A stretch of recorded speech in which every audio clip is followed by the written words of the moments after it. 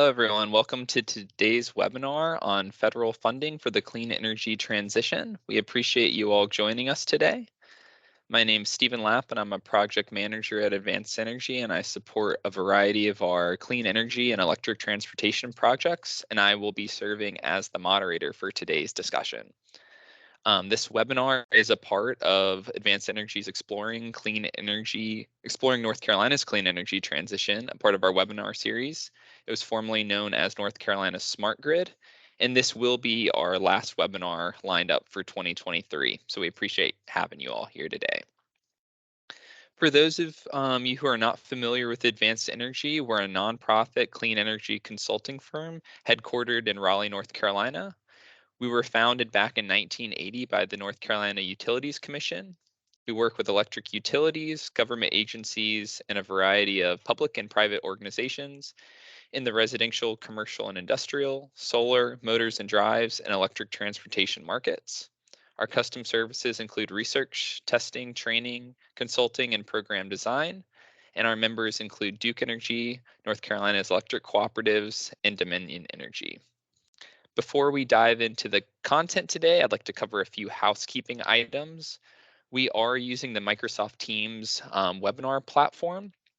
So at any point during the webinar today, if you have a question, please submit it in the Q&A box.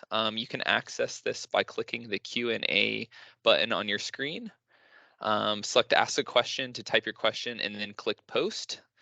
We will respond to as many of the questions during the Q&A session at the end of the webinar today, and we'll follow up with folks if we don't have time for your questions during the live event. So thank you to those who have submitted questions during the registration process. We've tried to take those into consideration during our, as we are preparing our content. You will notice that the chat box has been disabled. This will allow us to kind of prioritize the Q&A feature and allow us to more easily follow up with folks if they have questions or comments after the webinar. So this webinar is being recorded. We will post the recording as well as share the slides with folks after the event. So if you need to log off at any time or would like to reference these in the future, we will send these resources out and it will be posted on the Exploring North Carolina's Clean Energy Transition website. You can also review any previous webinar recordings or any other resources at your time as well. There will be a participant satisfaction survey shared, so please do take a couple minutes to complete the survey and help us improve our webinars in the future. And we will remind folks about this later on during the webinar as well. And at this time, I'd like to take a brief safety moment. So wherever you are, please do make sure you are in a safe place to listen, view, and participate in today's webinar. Be aware of your surroundings. Remove any tripping hazards should you need to move around or evacuate. Know your exits in your evacuation route. And most importantly, take care of yourself and others. So, with the passage of the Infrastructure Investment and Jobs Act / Bipartisan Infrastructure Law in 2021 and the Inflation Reduction Act in 2022, this kind of paved the way for an unprecedented amount of government funding to help expedite the clean energy transition and meet carbon neutrality goals. Each allocation of funding has its own set of requirements, applicant eligibility, and implementation timelines. So in this webinar, we will provide an overview of these funding programs, learn how to maximize investment and reduce overall costs of the energy transition, discuss solutions to challenges such as timelines and supply chain requirements, as well as share some success stories from folks that have been able to use federal funding to enhance their organizational goals or existing programs. We're joined today by two great speakers. Our first speaker is Michael Dexter, who serves as the Director of Federal Programs for the Southeast Sustainability Directors Network, or SSDN. In his role, he works with communities around the Southeast to ensure local governments and the communities they represent have the opportunity and support to access and be awarded funding to advance sustainability and equity-focused projects. He serves as a connector between local governments, communities, and federal opportunities, liaising with federal agencies and key partners who provide additional support and technical assistance. SSDN's federal programs include the EPA Region 4 Multimedia Environmental Finance Center and the Bloomberg Philanthropies Local Infrastructure Cohort for the Southeast. With experiences as both as a grantor during his time with the EPA, as a local government grants manager and chief financial officer, he looks to help communities across the Southeast become more competitive in accessing and attaining funding to pursue their sustainability priorities. Our second speaker is Cynthia Klein, who serves as the Director of Strategic Initiatives in the Enterprise Strategy and Planning Organization at Duke Energy. She leads the company's disciplined roadmap driven initiatives, including the cross functional enterprise responses to the Infrastructure Investment and Jobs Act. She joined Duke in January of 2020 with over 12 years of experience in the energy industry, previously holding a position with Siemens Energy. During her time at Siemens, she worked on a variety of roles, including program management for the American Recovery and Reinvestment Act of 2009.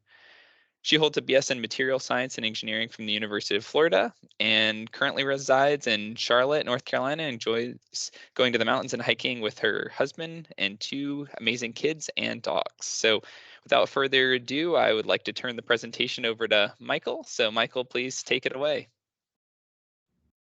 Perfect. Thank you very much.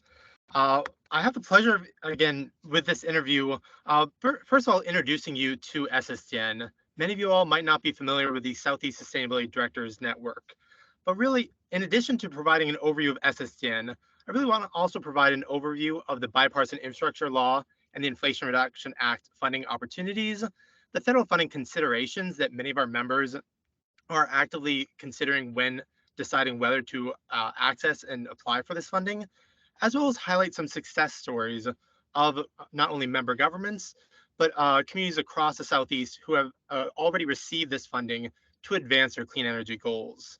Additionally, I do want to highlight the key funding programs that are open at the moment, as well as those that will be opening up very shortly, and what we can do to actually prepare for those funding opportunities. As we continue, I want to first provide a brief overview of SSDN. We are a peer-to-peer networking and knowledge sharing organization that includes nearly 30 local and county governments from across North Carolina.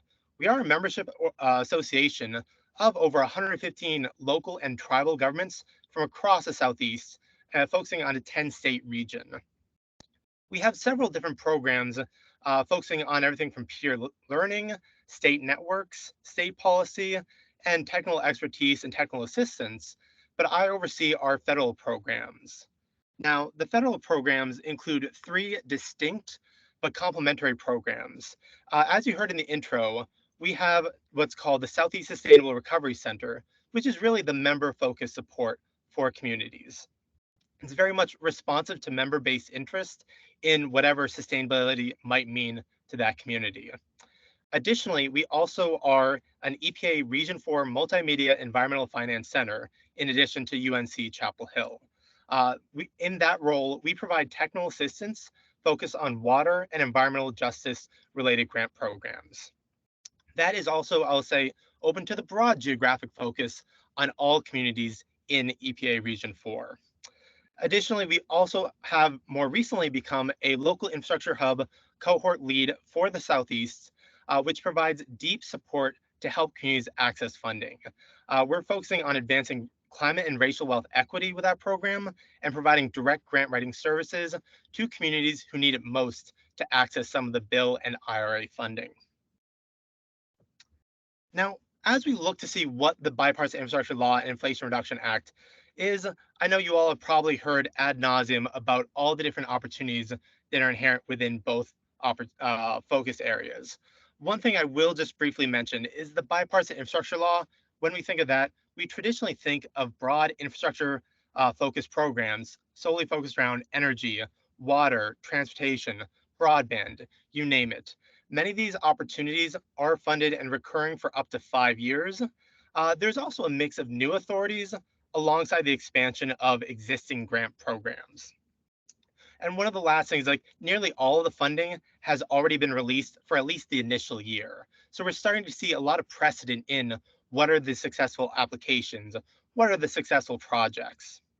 Additionally, with the Inflation Reduction Act, we're seeing more of the cross-cutting or cross-media programs, the multimedia focus on everything from climate, environmental justice, as well as the tax credits and incentives that many of you all might be interested in. One of the things here is that many of these grants are being implemented as one-off opportunities. Most of the funding is being open to communities in one large tranche, and that is then the really the end of that program in many respects. That being said, the tax credits are authorized in many cases for nearly a decade. And there's a few key opportunities, some of which I will touch on, that have yet to be actually released under the Inflation Reduction Act that we're very much looking forward to how they can actually advance climate and clean energy goals. Last but not least, I'll say that we're just starting to see the impact of the bipartisan infrastructure law and the Inflation Reduction Act. So much of the funding is going through states, going through formula funds, as well as involved with rebates, tax incentives, and the like, that there is going to be long-term impacts that we won't see for quite a while, but we're really just starting to scratch the surface of a lot of the impact to communities and how that can actually go to advancing climate and equity goals.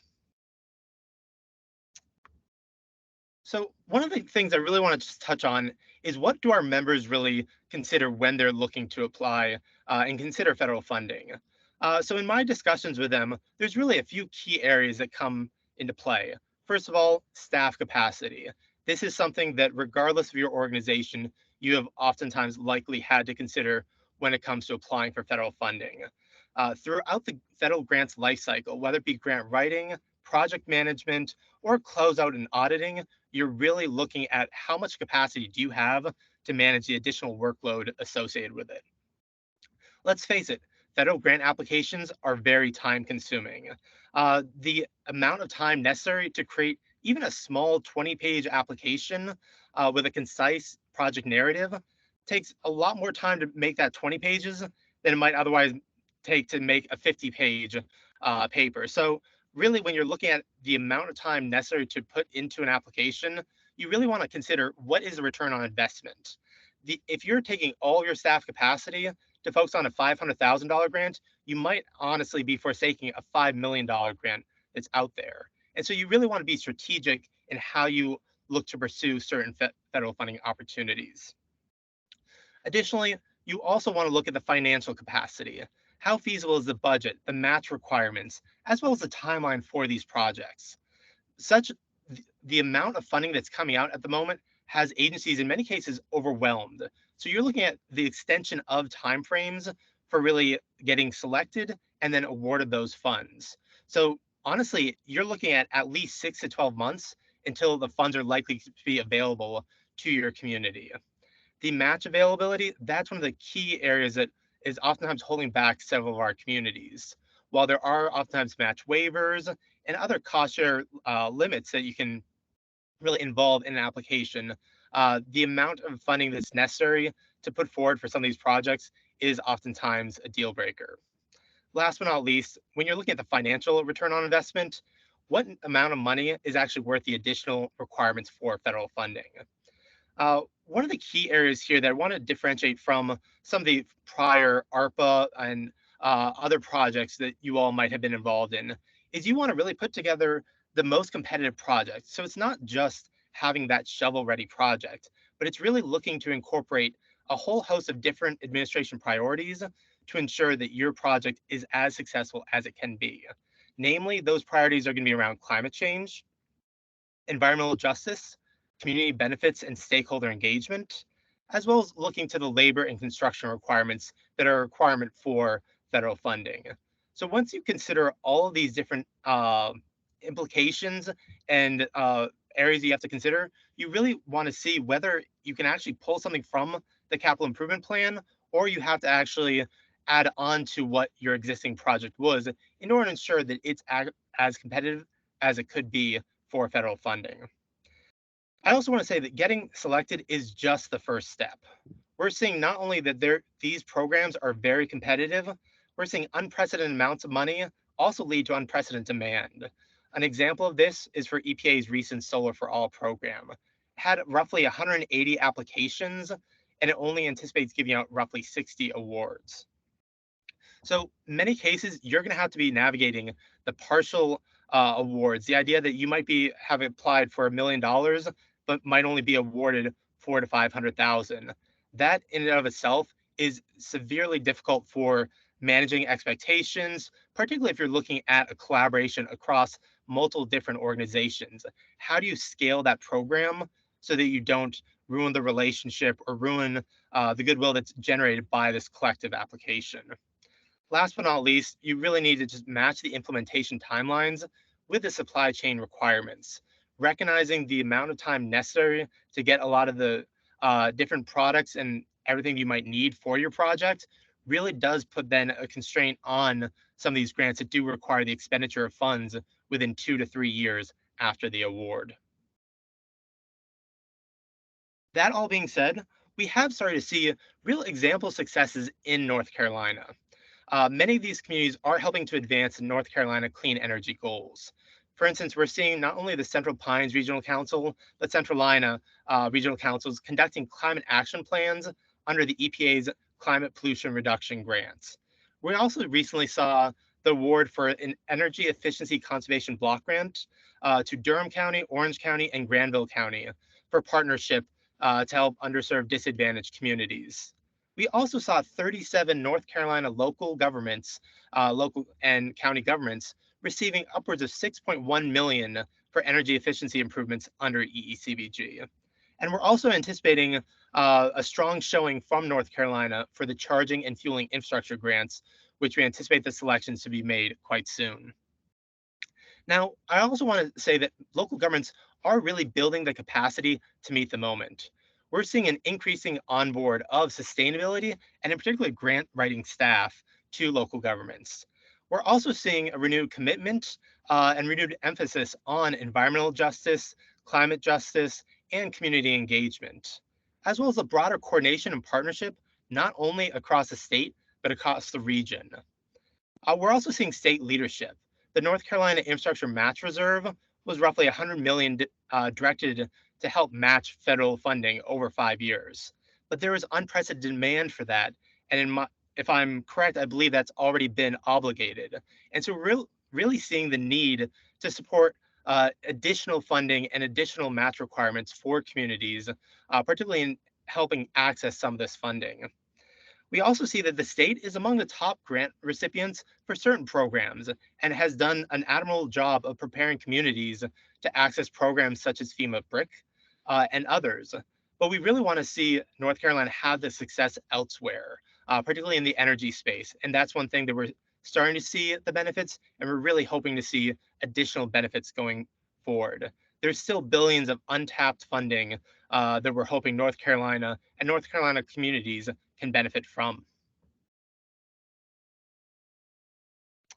So going forward, really want to help not only recognize the work of North Carolina Advanced Energy, but a lot of the non-governmental organizations active in North Carolina, including the Conservation Network, EDF Cities Initiative, and others who really put together a lot of work in helping prepare communities to access this funding. We also want to recognize the fact that SSDN is only one of multiple federally funded technical assistance centers that are operating in North Carolina and across EPA Region 4. There's also UNC, UNC Chapel Hill, as well as RTI, who recently was awarded the TIC-TAC, or Thriving Communities Technical Assistance Center for EPA Region 4. Additionally, I want to recognize the efforts of utilities as well as state and local partners in advancing the commitments and projects necessary to meet those commitments. Additionally, we really want to support local applications. I would ask you, as you consider how to best ensure that this funding comes to North Carolina, look to see what sort of partnerships can create synergies on advancing the CPA IRP. Look to write letters of support or even join in as partners for local government grant applications, or offer the technical, administrative, or grant writing support that's really necessary to ensure that these applications are competitive. Last but not least, highlight the commitments and goals that can better bolster federal applications. Most of these applications are going to be required to point to not only states, but local goals towards everything from climate change, equity, you name it. And so the more we can ensure that that is represented in those applications, the stronger those applications can be. Last but not least, we really want to maximize the current and upcoming opportunities, not only from DOE's Loan Program Office, but EPA's Climate Pollution Reduction Implementation Grants, to upcoming climate change, environmental justice, community change grants. There's billions on the table for communities in North Carolina to use, and really want to make sure that they're successful in accessing this funding. We also see the upcoming second iteration of DOE's GRIP program, or the Grid Resiliency Innovation Partnership. This is again another one that we're really hoping that North Carolina can be successful going forward. I do have a link here to our upcoming grants and estimated timeline tracker, recognizing again the caveat that this is the best available information that's being made public by federal agencies, or that's relying on precedent from when these grant opportunities have previously become available. So welcome you to visit the website, visit SSDN, learn more about what we can do, how we can help your communities, and look to see what grants we're actively tracking and trying to help prepare our membership to access. But with that, I think I'll actually turn it over to Cynthia as we have time towards the end of the call for questions. But thank you again for the invite.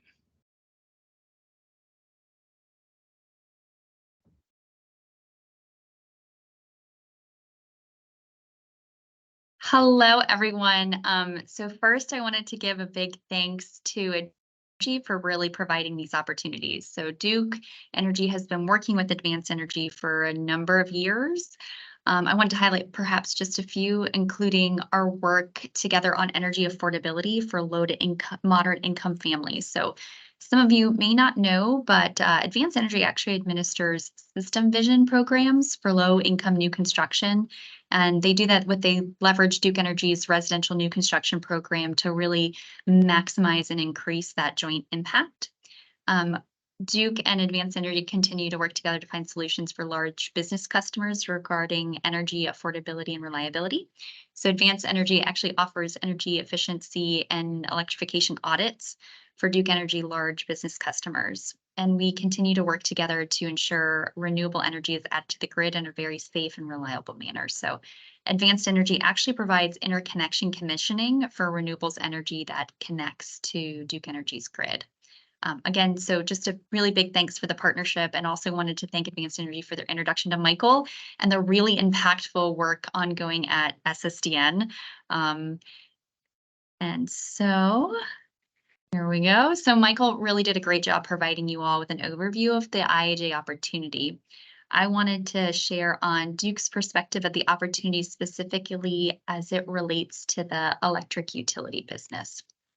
So there was approximately $60 billion allocated within the IIJA related to clean power infrastructure, including investments in the grid to support really cutting edge clean energy technologies, as well as $7.5 billion to build out a national electric network for vehicle charging, and more than $10 billion for electric and alternative fuel transport or transit and school buses. So in general, the IIJ funds related to the electric sector are dispersed in three major categories.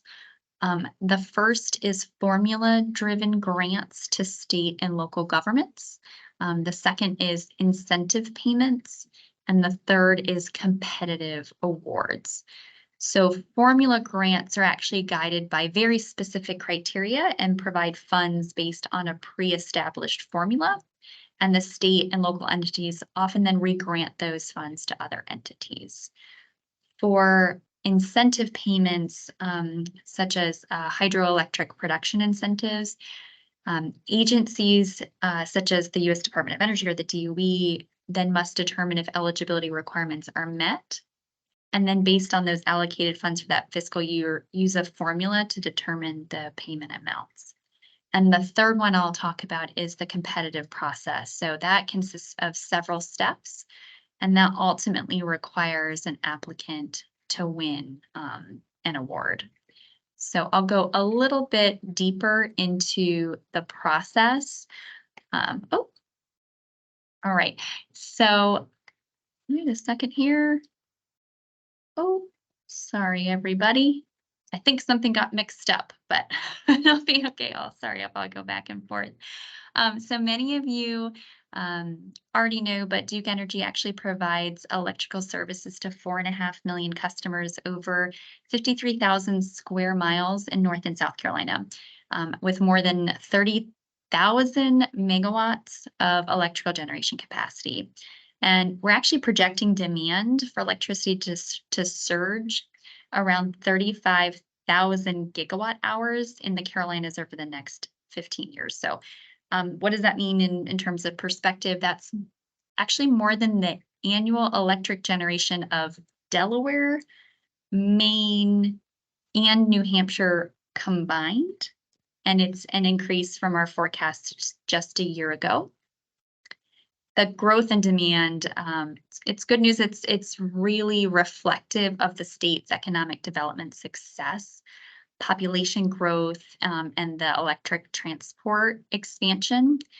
But to meet those needs, we'll need dispatchable resources, such as natural gas, and that's going to enable the coal retirement and support the greater integration of intermittent renewable resources such as wind and solar that's being added to our grid every day.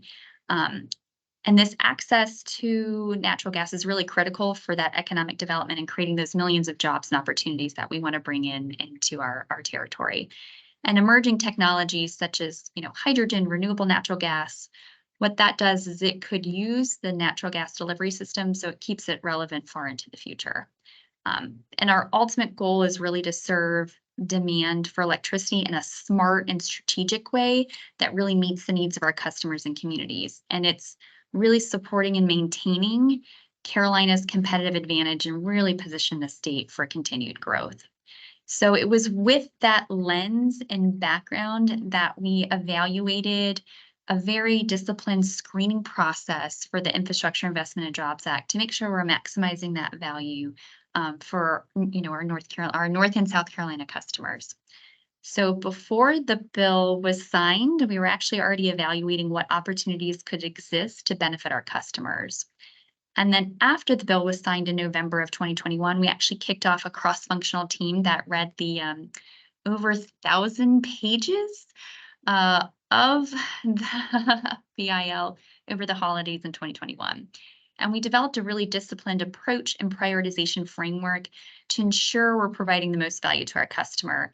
Michael really teed that up really well. You want to make sure you're going after that $5 million opportunity instead of the $500,000 opportunity. So our criteria was weighted for each opportunity on what had the highest value to customers, what had stakeholder alignment. So if there's, state regulatory support and it's a priority for our state, likelihood of success and executability. So for instance, we actually didn't apply for the wildfire risk reduction. Wildfire is important throughout the states, but it traditionally hasn't been the largest risk in the Carolinas compared to the West Coast, for instance. So it wasn't one that we may have had a highly competitive application to put in. And this decision was really validated in a lot of the award announcements that came out that had, a very needed but very strategic focus, mostly on the West Coast. And our focus for these applications were really on quality over quantity. If you think about the Department of Energy, like all of us here, there's limited time and resources. And so they're really looking for you to make sure you put your best foot forward through the application cycles. And Michael had talked about 20-page, 50-page applications, but for instance, just one of our hydroelectric power incentive applications was actually a little over 500 pages. So we saw some of the questions and answers that were coming in request, and we were asked by several attendees to provide a little bit more of a deep dive and overview of the process and history of the award. So I wanted to give that a little bit now too. So as we noted, the Infrastructure Investment and Jobs Act was signed in November of 2021, and in early 2022, that process was that federal agencies like the DOE started issuing requests for information. So if you hear the term RFI, to the public on a variety of the sections of the Infrastructure Investment and Jobs Act. And what these RFIs allowed and provided was that interested parties could submit comments on the structure and process for issuing those grants to eligible entities under the Act. So for all of the opportunities that were strategically important to our customers, Duke Energy actually submitted these requests for information, noting the advantages that existed in our service territories. So DOE and other federal agencies then established deadlines for responses to these RFIs and then incorporated that public feedback into the development of what's called a funding opportunity announcement. So if you hear FOA or a notice of funding opportunity, NOFO. So I heard in Michael's too, there's a lot of acronyms I know within the Infrastructure Investment and Jobs Act. And what these funding announcements include is information on a program's overarching priorities, the eligibility criteria, application components, and requirements. And they also typically have a timeline for the agency to receive information and evaluate these funding requests. And then many of these funding announcements also require interesting applicants to submit concept papers or letters of intent. That's where those are maybe, a letter of intent may be a few pages, concept paper maybe 20 pages. And that's before they can submit an application. And the concept paper tends to detail an applicant's proposal and give the agencies who are administering these funds the chance to either encourage or discourage entities from actually submitting a full application based on how their concepts really align to the objectives laid out in the funding announcement. And that's important because, as Michael talked about as well, some of these applications are very involved. And then after that process, entities will then determine whether to submit an application for funding based on being encouraged or discouraged. So if an agency actually selects an application for potential funding under the IIJA, the agency will then invite the applicant to negotiate the terms and conditions of the potential award. These negotiations can require about 3 to 6 months of discussions, really depending on the complexity of the grant. And it covers each phase of the project, including details on how the project will be managed, what kind of reporting the administrative agency wishes to receive through the implementation of the grant. And wanted to note, I know this has been asked a few times as well, but an invitation to negotiate, it doesn't guarantee that an applicant will ultimately be awarded the grant. However, if the applicant and the agency successfully negotiate those terms and conditions, the agency will then award that applicant the grant. So we'll deep dive again, and apologies, I'm going to go back and then forward. But as we evaluated whether to pursue a program within the Infrastructure Investment and Jobs Act, it was also really important for us to determine a disciplined engagement strategy. So at Duke Energy, for instance, we applied for a number of grants on our own in that first apply bucket.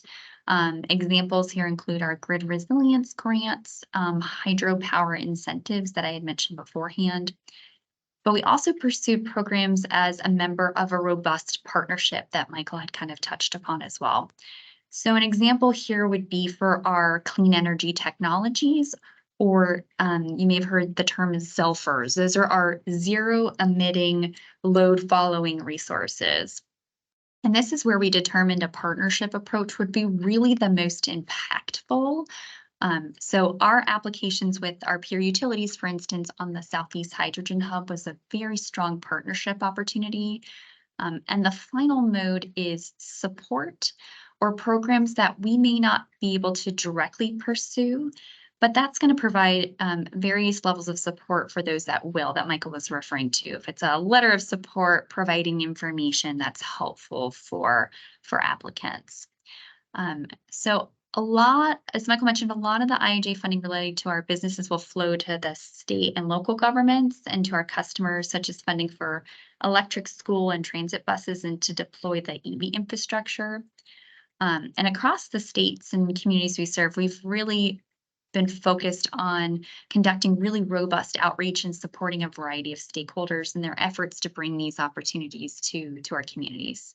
And we are very excited actually that about 2 awards that will flow to transit authorities in our backyard. So $6 million was recently awarded to the Greenville Transit Authority, or GreenLink. and that's to acquire low-emission CNG buses. And $30 million was awarded to the Charlotte Area Transit System, or CATS, to acquire battery electric and hybrid electric diesel buses and their associated charging equipment. So very exciting, those opportunities bringing them to our great states. Okay, so moving on to the road ahead and where we are now. First, I wanted to start by also congratulating 2 of the recently awarded grid resilience applications in our states. So the Suryatkin Electric Membership Co-op in North Carolina recently received a $7 million grant for a series of smart grid infrastructure upgrades. And the Tri-County Electric Co-op in South Carolina was awarded an over $4.5 million grant for weatherization and hardening. So big congrats to both of them. Really excited to get some of these dollars into our great states. So across Duke Energy's jurisdictions, we've actually put over 20 applications just this year. And in the Carolinas, we've put it in 11. We had our first win on the board early in the year. Our Piedmont Natural Gas team won a grant to expand the really leading edge methane emissions reduction work. We still await feedback on those hydropower applications that I had mentioned beforehand.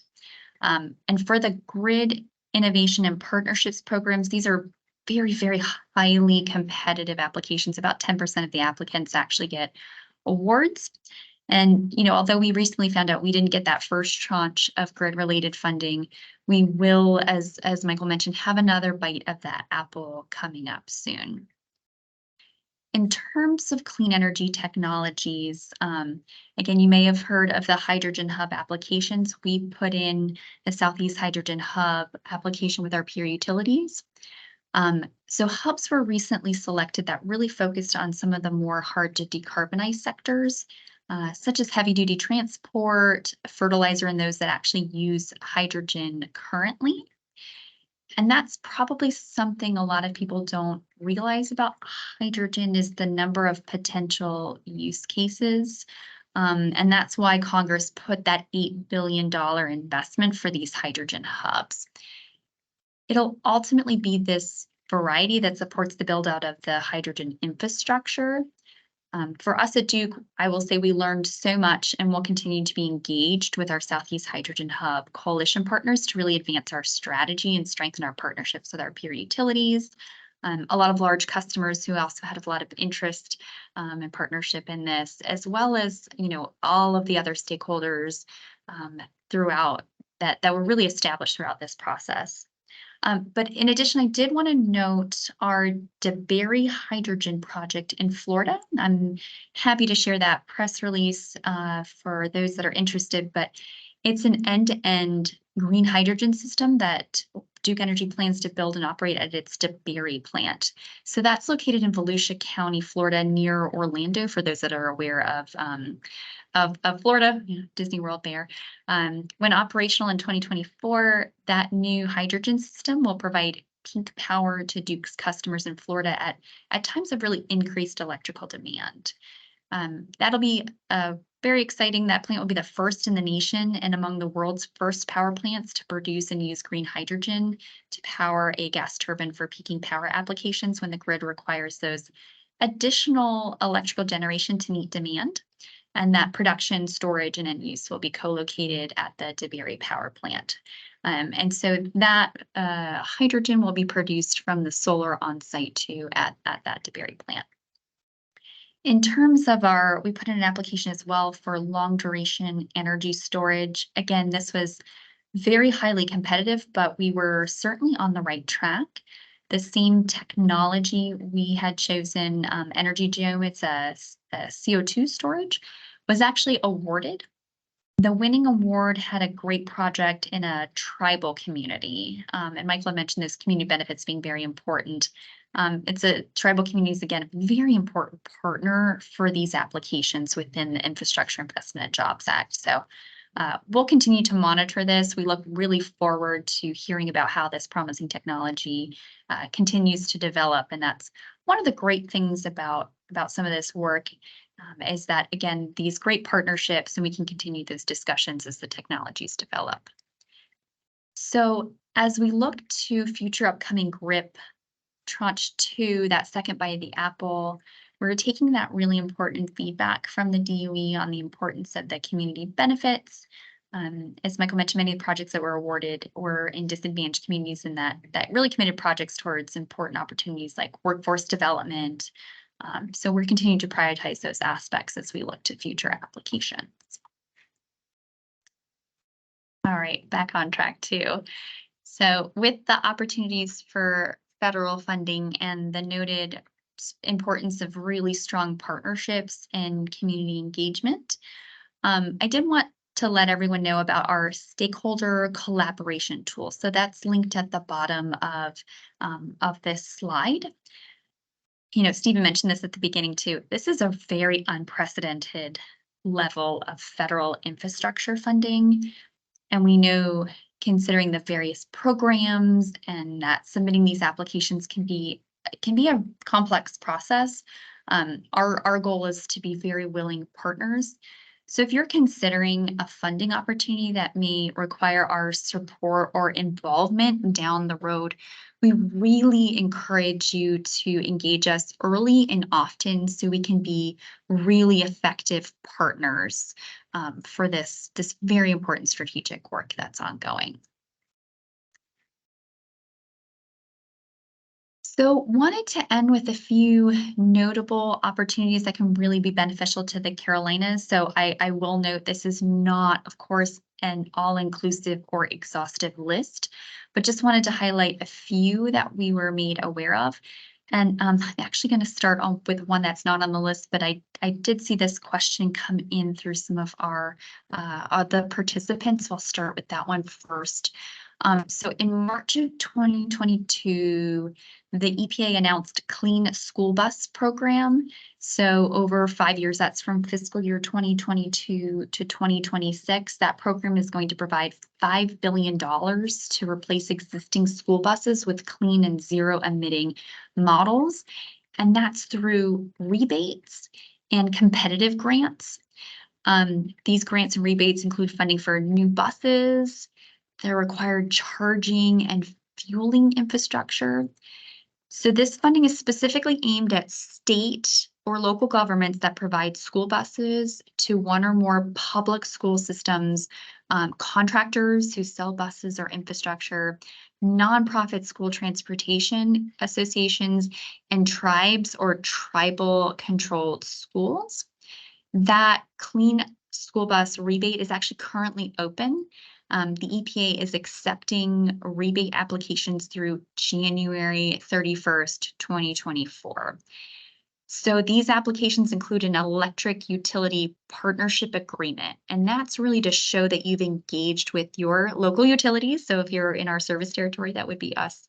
And they understand that the kind of grid upgrades that you may need to, have if your application is successful. So again, I will say we always recommend engaging with your utility early and often on these projects, and wanted to reemphasize that please reach out via that stakeholder collaboration tool if you are looking for any of the partnerships in those. And then back to the three that are actually listed here on the slide. There's a career skills training program. This is with the DOE Office of State and Community Energy Programs. Again, we know workforce development is very important, not just for these applications, but to our great states. And this is actually to receive classroom instruction and on-the-job training for the purpose of obtaining an industry-related certification to install energy efficiency building technologies. And examples of the types of activities that are allowed under this: hiring a full-time program manager, establishing new partnerships, funding instructors, on-the-job trainers. So eligible applicants and entities are nonprofit partnerships that include equal partnership of the industry, including public or private employers and labor organizations. It could include joint labor management training programs, It may include workforce investment bonds, community-based organizations.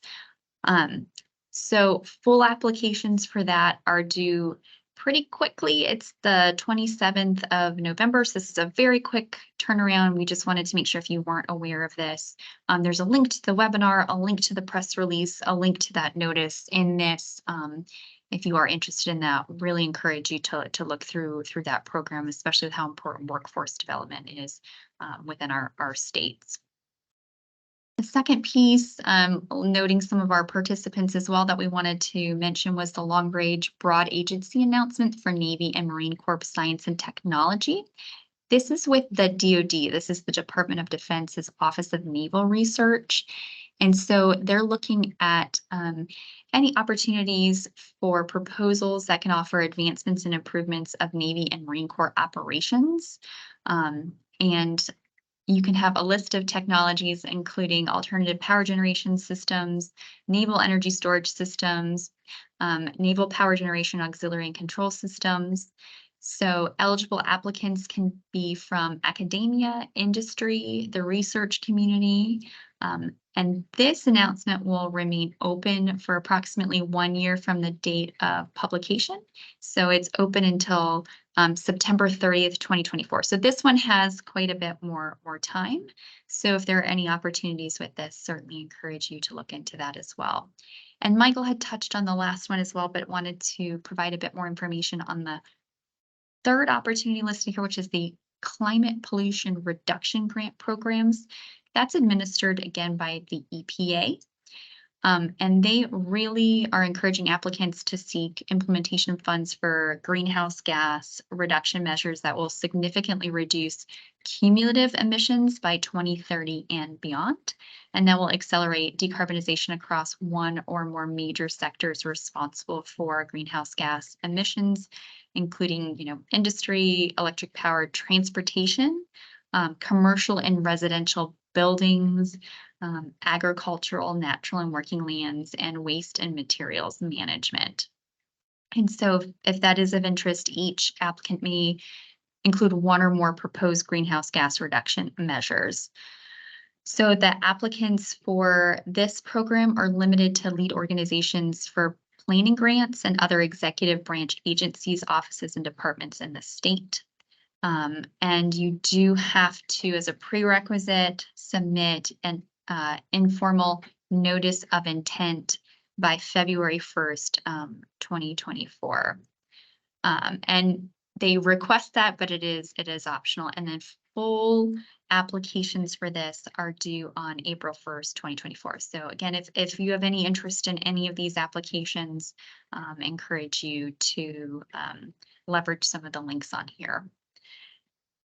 Just wanted to leave again with a big thank you to Advanced Energy for the opportunity, Michael for providing that great overview from SSDN and on the IAJA, and for all of you for your time on the webinar. The work we do is really about maintaining a strong balance between reliability, affordability, and clean. And we have a very measured approach to the work that we do. And that's really the lens we view all of this in as well.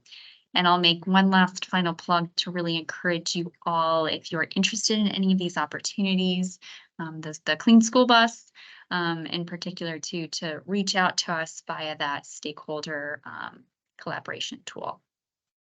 So with that, just a huge thank you again to you all for your time.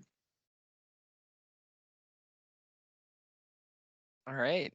Thank you, Michael and Cynthia, for all of the great information. Thank you for going through that for folks. I want to remind participants, you should see the participant satisfaction survey in the Q&A box. So please do at some point take a few minutes to fill that out, and this will help us improve our efforts in resources or webinars in the future. At this time, I would like to take a few minutes to answer some of the questions that have come through during the live webinar today, as well as the registration process that folks have submitted earlier. Please understand we may not have time to get to everything, or if there's a question we don't have an immediate answer to, we'll be happy to follow up in either case. So to start things off, How do the different funding and budgeting processes impact the staying power of the programs? So Michael, if you want to start, and then Cynthia, if you have anything to add. Actually, Cynthia, would you feel like answering that one? I'm more than happy to go second. I can absolutely. Thanks, Michael. So the Infrastructure Investment and Jobs Act has certainly been appropriated. Those funds, a lot have been released thus far. With the upcoming government shutdown and the potential budget concerns, I know there's questions on the Inflation Reduction Act. That's such an important piece of legislation that I do want to note for this group in particular. There is funding for really advancements in clean energy technologies that are really impactful to our customers and communities. As you look to our Carolina's resource plans that Duke Energy recently filed, for instance, it's a really, really important piece of legislation that just, again, really supports that resource plan as well as, advancements, bringing good jobs, bringing clean energy technologies to our great state. So really encourage that we maintain the Inflation Reduction Act work as well.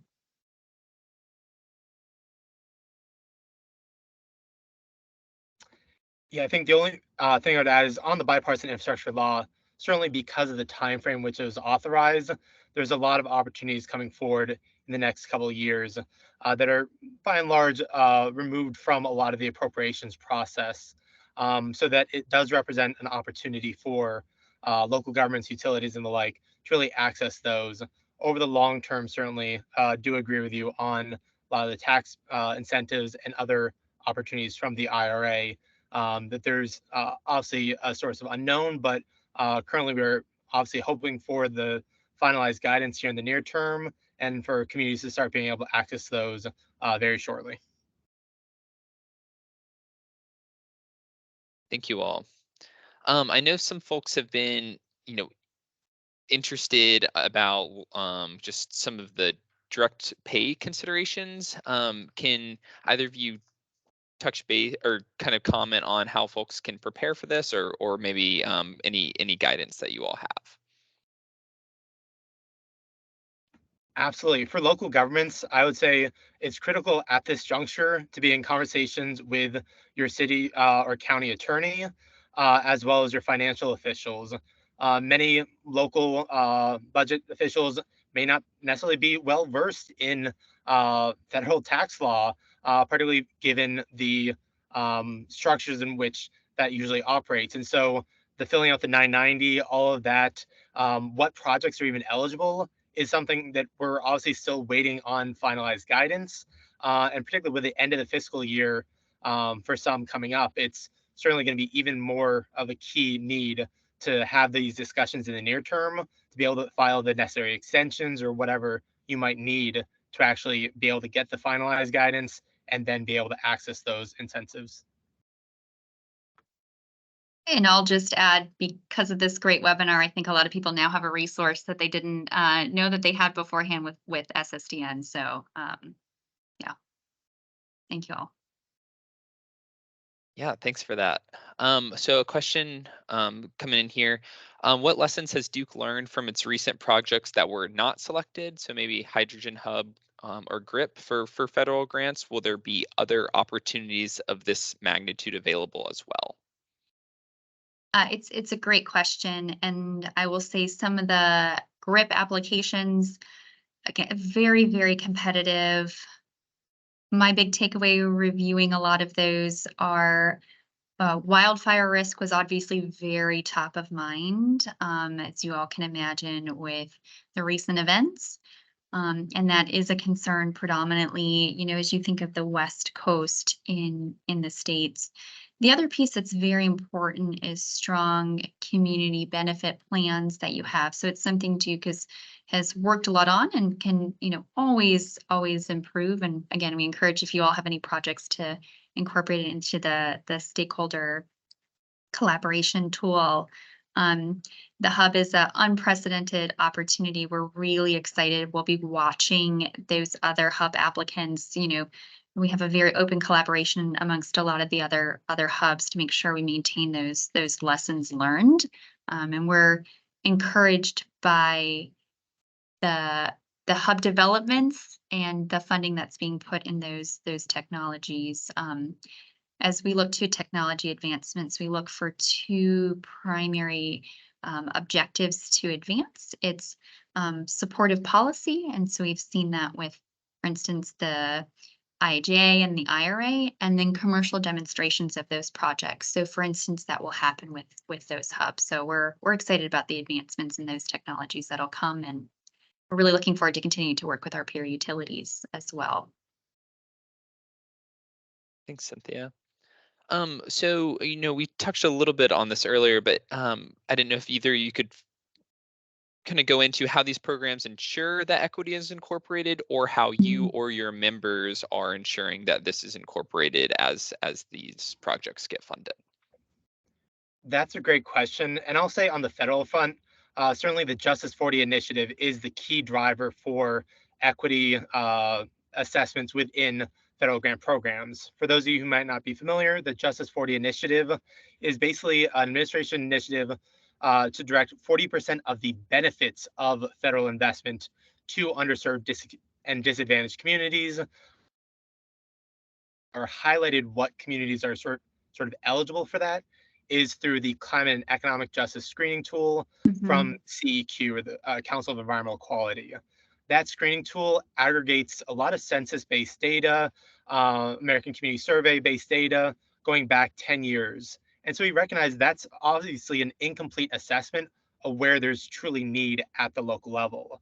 That being said, also with the initiative, it focuses on 40% of the benefits of federal investment. So while they do try to ensure that these grants are going to communities with larger amounts of these disadvantaged census tracts, really the key is ensuring that those benefits do translate from the federal investment.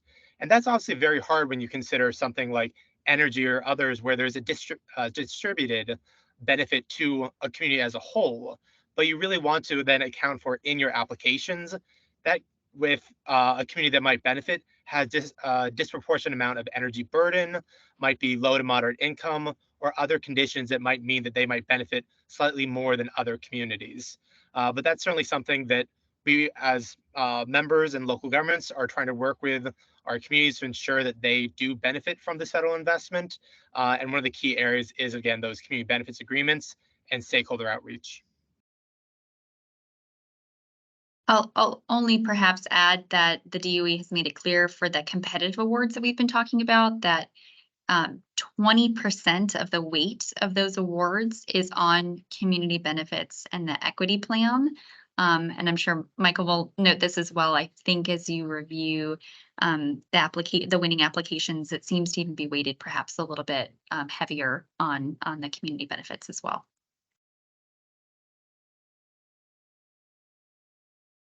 And then maybe lastly, with these programs, moving parts, competitiveness, and complex timelines, what makes you or your members the most hopeful going forward with these programs? You want me to take it first? Sure. We were really encouraged to see some of these programs already coming to our states. I know this is very competitive, but this is meaningful, impactful money that can come to our states. Very excited about the grid resilience work that came in North and South Carolina, some of the clean school bus money that's coming in. And the ability to take those lessons learned. So even the grid resilience will get feedback. Hopefully, we should get feedback from the DOE, for instance, tomorrow is when it's expected. And the ability to take that and revert it back into really strong applications that can provide benefits to our states. And even again, as I mentioned on the hub and long duration storage, we were really excited to see the advancements in those technologies. There's a lot of promise and opportunity. And with these funds, it's really encouraged by the DOE to share the learnings. So that way, we as a country and as a whole are all being elevated through these funds. Yeah, I would just add that with SSDN, we work across the Southeast, and so we recognize that working on climate and equity and sustainability can oftentimes be a very challenging environment. And so we've really been heartened to see the amount of leadership shown by our local governments and local governments across the region in accessing a lot of this funding and really putting together equitable, sustainable projects that do advance climate and clean energy goals. It's really building a community of practice in the Southeast with examples that are relevant and replicable for other communities in their states and regions. So that's really where we've been excited to see and looking forward to seeing this time next year how many more communities might be benefiting. Well, thank you very much, Michael and Cynthia, and thank you all for the folks who were able to join today. I appreciate your time, and Michael and Cynthia, thank you for the expertise that you're able to provide. As a reminder, we will be providing the recording of this webinar as well as the slides. And so again, thank you all for your time today and have a great rest of your day. And we appreciate you all joining.